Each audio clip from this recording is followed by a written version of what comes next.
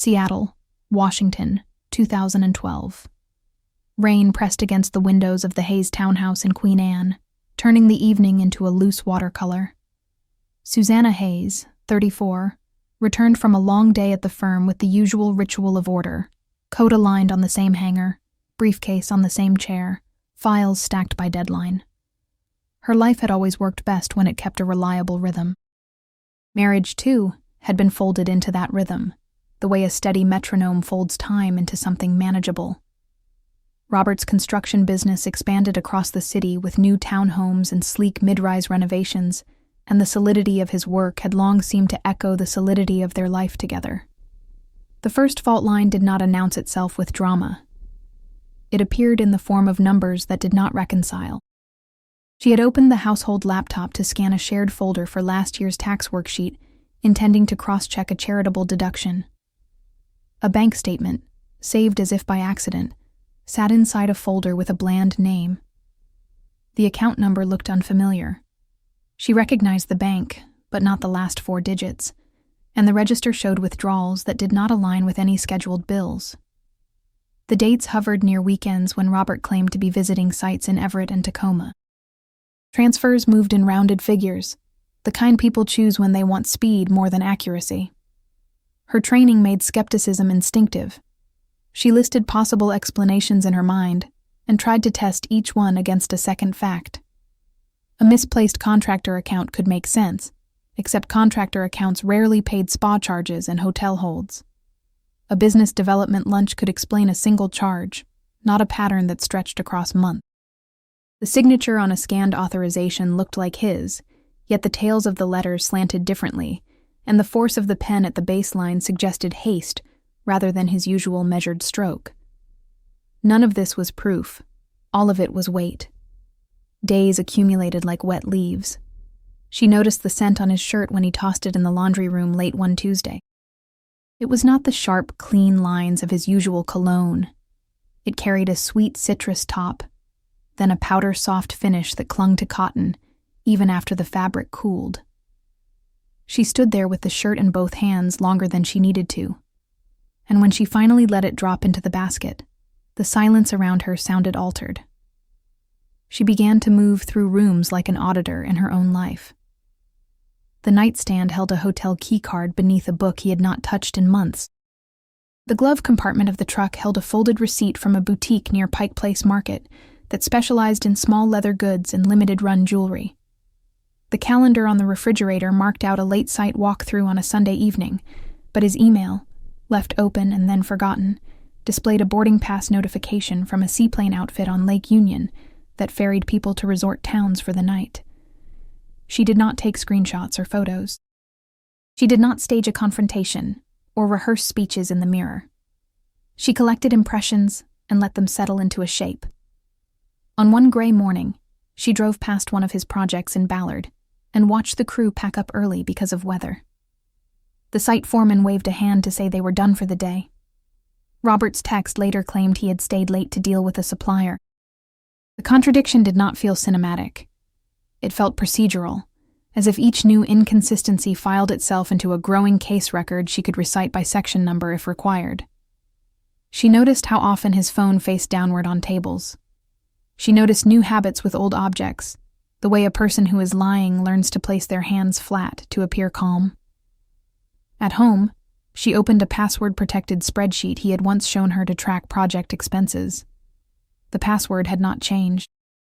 A tab near the end listed disbursements to a vendor she could not locate in any business registry. The address resolved to a private mailbox in a storefront near South Lake Union.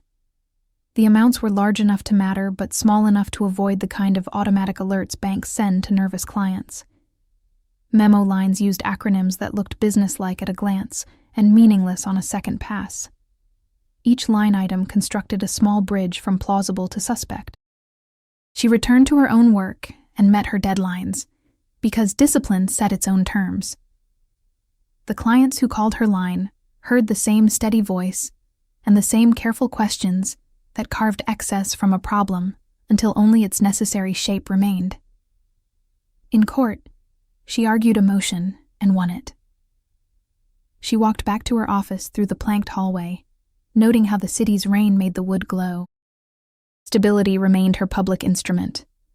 In private, she approached each new clue with the quiet of a surgeon before an incision. The marriage in her memory had once felt anchored in shared mornings, ordinary errands, and the relief of laughter that followed a hard day. That memory held faces at summer barbecues, the smell of cedar from unfinished trim stacked in the garage, the warmth of coffee steamed in a French press on winter weekends. It held a promise that ordinary can be a form of devotion. Now she looked across the kitchen island and saw how easily ordinary becomes a screen. When she touched the wedding photo on the shelf, she noticed what she had once admired in his expression: confidence that bordered on ease. Confidence, she understood now, can turn in the hand and present another edge. She sat at the table with a stack of bank envelopes and traced the way accounts had broadened, then forked. One carried deposits at the end of months when invoices cleared. Another held withdrawals at the beginning of months when she was busiest. The cadence felt human rather than random. It felt rehearsed. She audited the time he spent in the shower before leaving for supposed early site visits. She measured the way he started wearing a new jacket on days marked as administrative. She recorded none of it, yet the body remembers patterns the way a musician remembers chord changes. Sleeplessness arrived without announcement. She lay awake cataloging the small losses, from the trust that allowed her to look away to the quiet that used to live between them in the evenings. Outside, the ferry horns on Elliott Bay mourned the hours. The story that finally took shape did not feature a single act of betrayal, explosive and discreet. It described a process. It charted a lattice of secrecy built from small, durable components: a second account with a neutral name, a new loyalty card tucked into a wallet, a set of weekend explanations constructed with enough detail to discourage follow-up, an invoice number borrowed from a legitimate vendor and assigned to something else entirely. Construction was the work he claimed as his craft. Secrecy, she realized, had become another site he managed. On a Saturday afternoon, she pulled back the curtains and let a cold band of light into the room. She opened a drawer and found a thin envelope addressed to him at a P.O. box she had never seen, tucked beneath property tax notices. Inside lay a bank card, with his name embossed, and a sticker advising activation. The account's return address matched none of their known banking relationships. She turned the plastic over and listened to the sound it made when set on the table. It was the sound of a small, complete object, designed to be used until it wore smooth. She closed the drawer and looked at the house as if for the first time. The trim he had installed with such care glowed against the paint. The joinery at the staircase still fit without gaps. Craft had made the place beautiful. Craft, applied elsewhere, had made something else possible. She acknowledged the parallel without ornament. The rain deepened toward evening. She stripped the bed and washed the sheets that carried the ghost of unfamiliar perfume, because clean fabric felt like a boundary she could restore. She wrote a list in a plain notebook, dates, places, amounts, and placed it under her pillow as if proximity could anchor her through the night. The list did not accuse. It verified. By the time the dryer finished its last cycle, the conclusion had hardened. This was not accident or impulse. This was structure. She remade the bed and switched off the light. The city hummed beyond the glass. In the darkness, she lay very still and felt the plane of her life tilt a fraction of a degree, enough that everything set upon it shifted. The adjustment was invisible to anyone who was not looking closely. She had looked closely. The marriage that had seemed as steady as concrete revealed hairline fractures. Hidden accounts, careful lies, and the lingering trace of someone else's scent had turned the fractures into a map. Susanna Hayes sat at her kitchen table in Seattle, with the quiet intensity of someone who had moved past grief into calculation. Tears had threatened her in the early days of discovery, but she quickly realized that grief was a luxury she could not afford. Robert thrived in arguments, twisting accusations into counterattacks, weaponizing charm and indignation until she was the one left looking unstable. If she confronted him directly, he would deflect, gaslight, and perhaps even tighten his grip on their shared assets. She needed a strategy that struck him in the very place where his armor was weakest: his hunger for wealth. The idea began as a whisper in her mind, a possibility she almost dismissed. But as she reviewed the bank statements with their round-figure withdrawals and suspicious vendors, the whisper hardened into a line of logic. Robert's greed was not just a character flaw, it was an opening. If he could be lured into chasing the illusion of greater riches, he might expose the very secrets he fought to protect. She returned to her old network, the circle she had once kept when she dabbled in local arts fundraising and community theater patronage. Among the actors and playwrights she had once sponsored was Emily Crawford, a woman with a rare gift for transformation. Emily could change her posture, voice, and aura until she was unrecognizable, slipping into characters as if she had been born into them. Over drinks years earlier, Emily had once joked that she could convince a room she was an heiress, a duchess, or even a corporate mogul if given the right dress and script. Susanna now remembered that line with new clarity. She approached Emily quietly, presenting the situation with the precision of a lawyer outlining a case. There was no melodrama, only the statement of facts: her husband's betrayal, his hidden accounts, his predictable attraction to wealth. Emily listened with the calm of a professional absorbing a role. What Susanna proposed was not a performance in a theater, but a sustained illusion in society's spotlight. Emily would become a wealthy heiress from the East Coast, newly arrived in Seattle with the faint shimmer of inherited millions in a family trust. Her backstory would be woven from believable fragments: summers in Martha's Vineyard, a father who had invested in shipping, a mother linked to art foundations, a college education in Europe. Together they built the mythology. Emily practiced names, anecdotes, even a subtle accent picked up during supposed years abroad. Susanna arranged for introductions at charity galas and business mixers, where Robert often hunted for opportunities. A jeweler friend lent Emily a necklace of real pearls, not ostentatious but suggestive of old money. A banker Susanna trusted fabricated whispers of her name on guest lists. Every detail had to feel effortless, because Robert was sensitive to artifice when it was directed at him. What he never suspected, however, was artifice deployed in the service of his desires. Susanna rehearsed contingencies as though preparing for trial.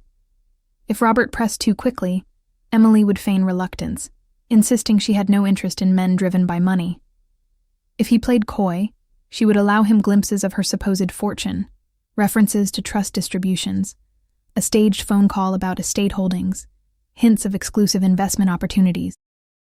The goal was not to win his affection, but to awaken his greed, to make him see her as a door he could unlock with just enough charm. She also prepared safeguards. Every dinner invitation, every meeting, every glance exchanged across a ballroom would be documented in her notes. She cataloged his absences from home, aligning them with Emily's appearances at events. The more Robert pursued the illusion, the more evidence Susanna would accumulate of his duplicity.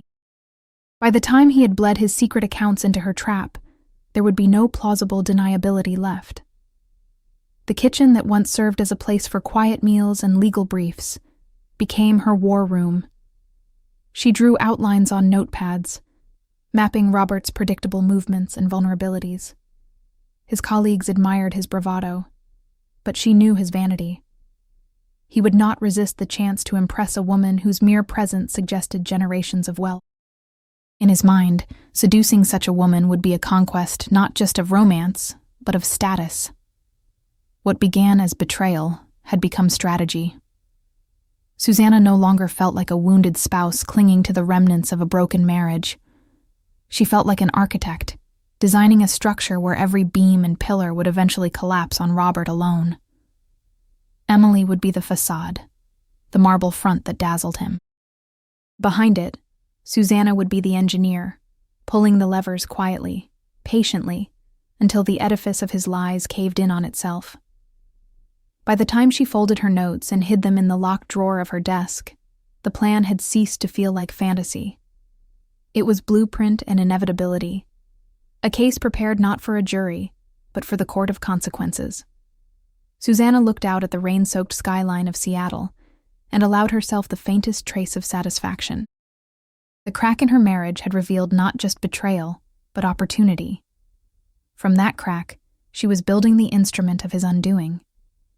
The charity auction in downtown Seattle unfolded with the practiced spectacle of wealth disguised as benevolence. Spotlights washed the hotel ballroom in soft gold. The stage glimmered with curated art and weekend getaways, and a silent orchestra of servers moved through clusters of donors with sparkling flutes balanced on trays.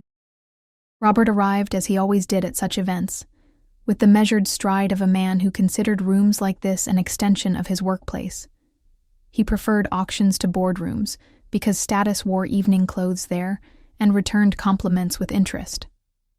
Emily entered on a tide of camera flashes near the step and repeat, neither posing nor avoiding attention, as if attention were a climate she had endured since childhood. The dress fell in a clean line that suggested an inherited stylist rather than a hired one.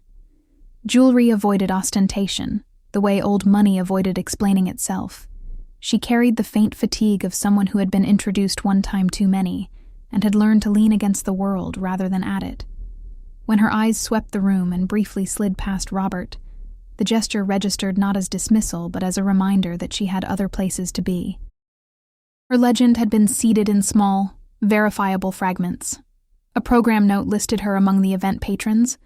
A banker nodded to her with the professional familiarity owed to discreet clients, and a curator from a waterfront gallery greeted her with the deferential warmth reserved for serious collectors.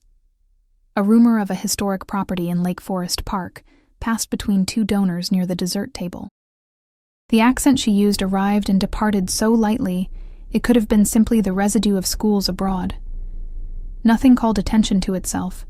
It all merely failed to contradict the impression that she belonged to the layer of wealth that invests in institutions because owning them outright would be gauche. Robert studied patterns in people the way he studied load paths in buildings. He noticed how conversations shifted when she approached, how shoulders squared, how smiles sharpened. The auction lots that interested him suddenly felt provincial next to the living proof of social elevation gliding through the room. He calibrated his posture, moderated his laugh, and allowed proximity to work on his behalf. Emily did not so much meet him as arrive to where he already stood, and the introduction, facilitated by a minor trustee, placed him inside her orbit without declaring him important. She performed detachment with precision.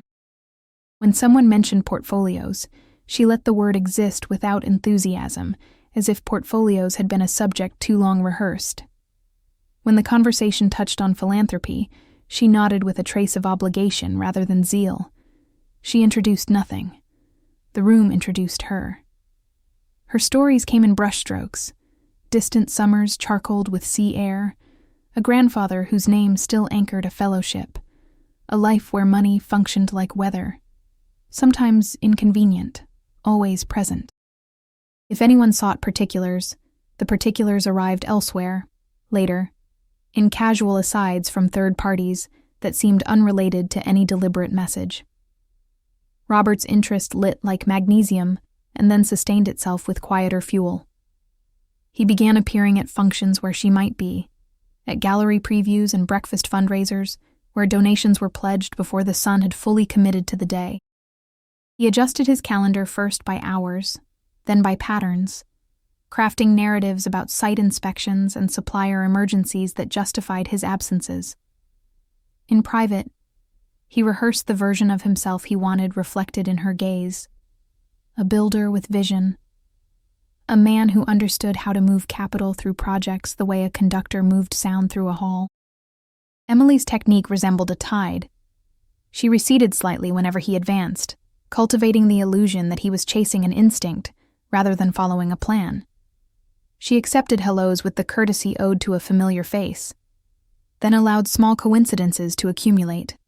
A seat one row away at a luncheon, a place at a tasting where he could overhear a conversation about an estate's timber holdings without being invited to contribute. She granted him brief audiences that ended just before they could settle into comfort.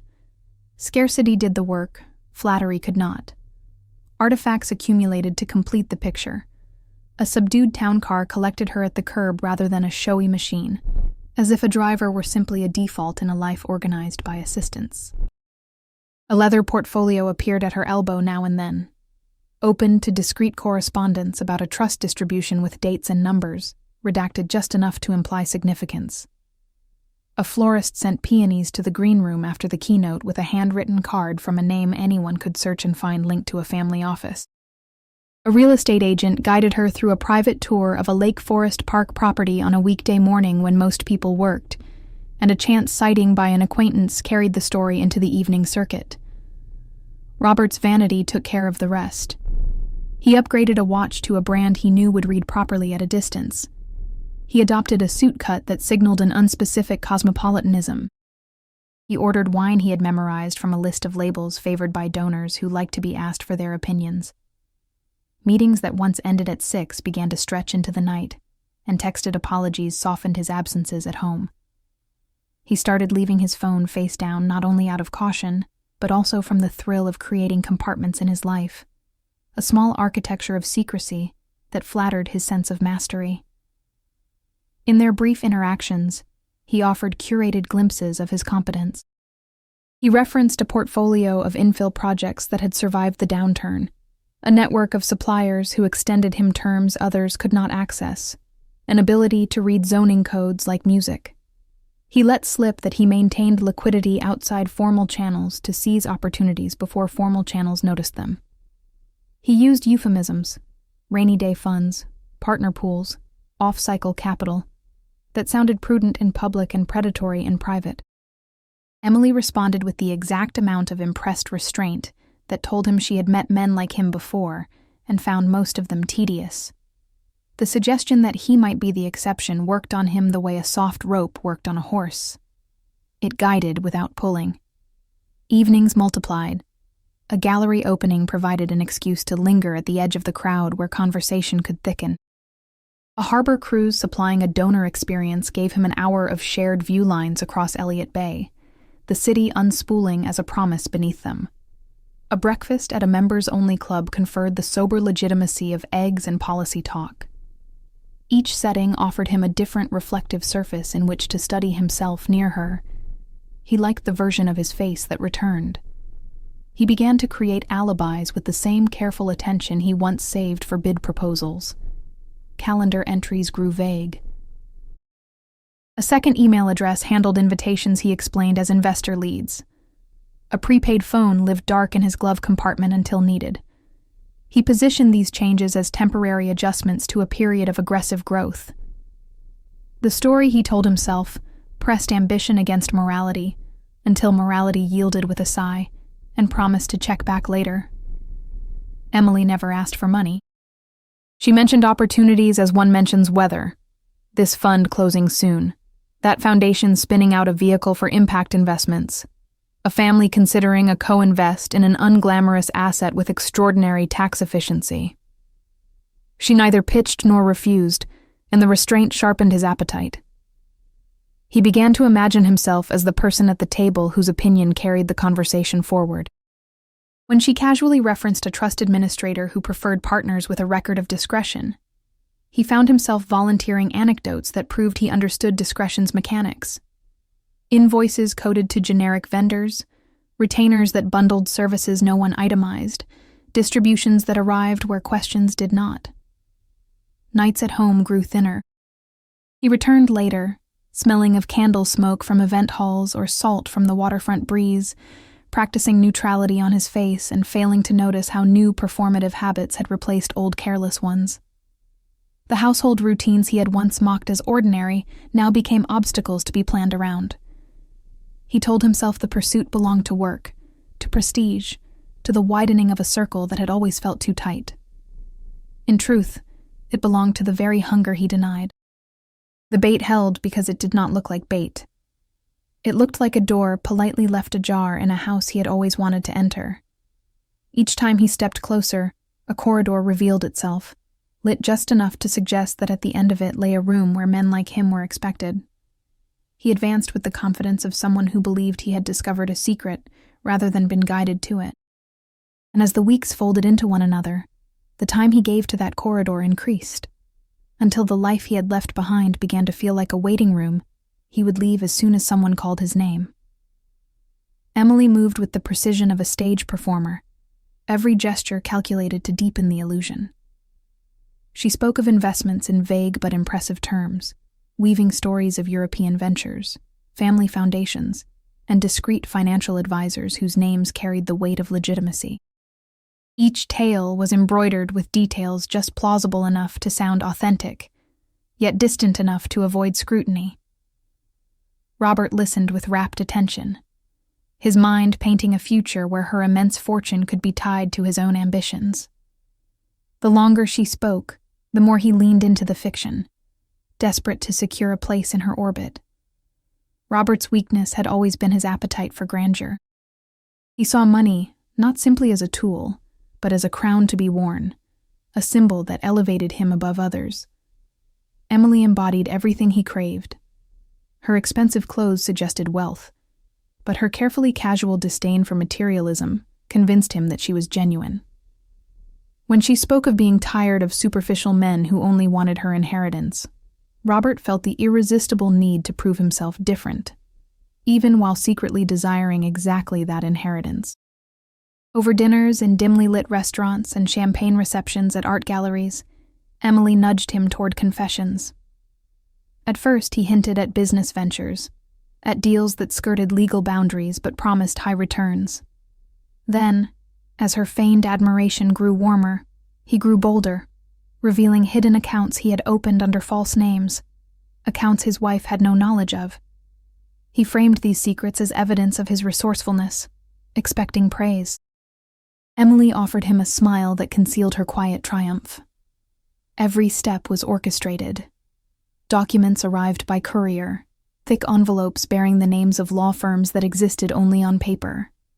Contracts outlined investment opportunities in international real estate, stamped with convincing seals. Email chains were crafted to appear as if lawyers and bankers were engaged in discussions about trusts and transfer schedules. Each artifact was a thread in a web Emily spun around him, reinforcing the illusion of a legitimate partnership. Robert, eager to demonstrate his capability, never questioned the authenticity. As the weeks passed, the transfers began. Small amounts at first, enough to test the waters and convince him of her sincerity. She let him believe that these sums were being pooled with her supposed capital, shown on spreadsheets with projected returns. The numbers were inflated just enough to inflame his greed, while remaining believable. Each time he sent money, she offered reassurance that their shared future was taking shape.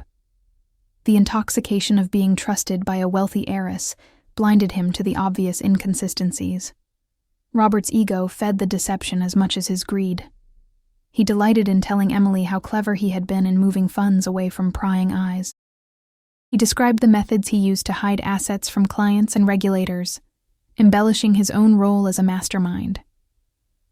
Emily nodded at the right moments, letting him believe that he was guiding her through treacherous waters, when in reality, she was leading him by the hand. Suzanne, watching from the periphery, understood the brilliance of the trap. Her choice of Emily had been perfect. The actress's ability to blend charm with aloofness created an aura of unattainability that made Robert chase harder. Every time he thought he had impressed her, she raised the stakes slightly higher, urging him to demonstrate his seriousness through further commitments. His arrogance prevented him from realizing that he was volunteering evidence of his duplicity, speaking freely about schemes he had hidden for years. The transfers grew bolder. Tens of thousands turned into hundreds of thousands. Robert convinced himself that this was not recklessness but strategy, an investment into a partnership that would secure his legacy. He imagined himself standing beside Emily in grand ballrooms, their names whispered as power couple among the wealthy elite. What he could not see was that every signature he scrawled and every wire he authorized tightened the strands of the illusion until he was caught beyond escape. Emily maintained the rhythm of temptation and reward. She praised his insight when he exposed his tactics, then dangled the promise of greater opportunities just out of reach. The game became self-sustaining. The more he gave, the more he needed to believe it was real, for to doubt it would be to admit his own folly. Each fabricated email, each counterfeit document, each carefully staged conversation was another thread in a tapestry designed to collapse the moment Suzanne chose to reveal it. By the end of that month, Robert's confidence in his deception of Suzanne was complete, while his vulnerability to Emily's performance had become absolute. He believed he had discovered a secret alliance that would define his future. What he had actually discovered was the shape of his downfall, drawn with invisible ink across forged contracts and whispered promises. Robert woke to a silence that felt wrong. The morning light slipped across the polished hardwood floors of his spacious home in Seattle, but instead of reassurance, it brought only a heavy awareness of absence. He reached for his phone, as he always did, ready to skim through updates and confirmations. The screen glowed, but every attempt to open his accounts returned with cold, empty balances. The numbers that once defined his sense of control had dissolved into nothing. What remained were zeros and error messages, placeholders for the wealth that had been siphoned away. At first, he convinced himself it was a mistake. Systems fail, banks misplace entries, software glitches. He dialed the familiar customer service lines, only to hear automated voices looping through security questions that ended with access denied. When he checked his email, the replies bounced back instantly. Addresses that had once connected him to advisors, lawyers, and his luminous new companion now carried the sterile message that they no longer existed. The phone number she had given him was disconnected. Each ring fell into a void, like shouting into a canyon and hearing nothing return. The house, usually a fortress of confidence, felt cavernous and foreign. He tore through drawers and cabinets, searching for paper contracts that might anchor him to reality. The embossed seals, the signatures, the glossy documents that had seemed so legitimate lay scattered across his desk, each one revealed under scrutiny as nothing more than stage props. The more he examined them, the more he saw imperfections he had ignored. Inconsistencies in fonts, addresses that matched no real offices, names that when searched yielded nothing. His hands shook as he realized he had been an eager participant in a play designed only for him. Panic became motion. He paced from room to room, unable to stay still, like an animal caged within walls he had once called his sanctuary. The paintings on the walls, the leather furniture, the carefully curated wine cellar, all suddenly looked like relics from a life he no longer belonged to.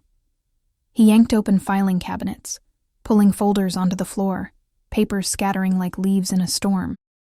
He ran to his study, logged into every account he had created in secrecy, watching each one confirm the same result: drained, inaccessible, erased. The collapse was not only financial, it was existential. Robert had built his entire image on the premise of control, of mastery over risk, of always staying one step ahead. To discover that he had been manipulated so completely was a wound deeper than any ledger could record. The empire he had quietly constructed beyond his wife's knowledge had evaporated overnight, leaving behind a hollow man, grasping at the remnants of an illusion. His breath came shallow as he stumbled into the kitchen, gripping the marble countertop for balance. The air tasted metallic, his body reacting to the shock with waves of nausea. He tried to imagine explanations he could offer to colleagues, to friends, to anyone who might notice the sudden disappearance of his bravado. No explanation fit. What excuse could a man give when his downfall was born not from misfortune, but from his own vanity? The house grew quieter with each passing moment, as if absorbing his despair. In that silence, he finally saw her. Suzanne stood in the doorway, her posture calm, her expression unreadable. She did not shout, did not accuse. Her eyes, steady and cold, regarded him like a judge who had already rendered a verdict. For a long moment he froze under her gaze, the realization breaking through every frantic thought. She had known. Perhaps not every detail, but enough. enough to let him unravel in the very place he believed himself untouchable. Her presence anchored the truth in place. He was no longer the husband who commanded admiration, no longer the businessman who bragged of secret reserves. He was a hollow figure, surrounded by evidence of his own arrogance. The collapse was complete, not because the money was gone, but because the mask had slipped beyond repair. Robert understood then that the wealth he had hidden had not been stolen by chance. It had been taken as carefully as he had once taken it from others, and in that reversal lay his true punishment. He sank into a chair, unable to meet her eyes any longer, while she remained motionless in the doorway. She said nothing, but the silence between them was louder than any confrontation. It was the silence of finality, of a chapter closing. In that stillness, Robert understood what he had lost was larger than fortune. He had lost the illusion of control, the image of himself he had so carefully crafted, and the belief that he could live two lives without consequence. By the time the clock struck noon, the house no longer felt like his. The rooms echoed with emptiness. The windows cast light that illuminated nothing but ruin. He remained seated, staring at the floor, as if searching for fragments to piece back together. But there were no fragments left, only dust and shadows. Suzanne's gaze lingered one final time before she turned away, leaving him to sit amid the wreckage of a life undone. Susanna stood in the hallway with her arms crossed loosely, her presence steady against the storm of chaos that surrounded Robert. The house was littered with papers he had thrown in desperation, contracts that no longer held weight, and devices that had gone silent. He sat hunched at the kitchen table, broken not by any physical force, but by the quiet unraveling of everything he had believed unshakable. The silence between them was heavy, but she allowed it to expand, to fill every corner of the room. It was not a silence born of avoidance, but of judgment, one that required no words. She had spent months preparing for this moment, not in speeches or confrontations, but in patience. The trap had been constructed slowly, thread by thread, until it became a net so tight that he had no chance of wriggling free. Now, seeing him diminished, she realized that the most powerful victories never arrive with noise. They come like dusk creeping into a room, inevitable and final. Robert's collapse was not marked by shouting, but by the hollow look in his eyes as he faced the void he had created. Susanna felt no need to remind him of the lies, the betrayals, or the secrecy. Those things already weighed on him more heavily than her words ever could. He knew she had watched him carefully, seen the inconsistencies, understood the double life he had cultivated. He also knew she had chosen not to confront him in the beginning, because confrontation would have given him room to manipulate and distort the truth. Instead, she had stepped aside and allowed his own greed to consume him. That was the purest form of justice she could imagine.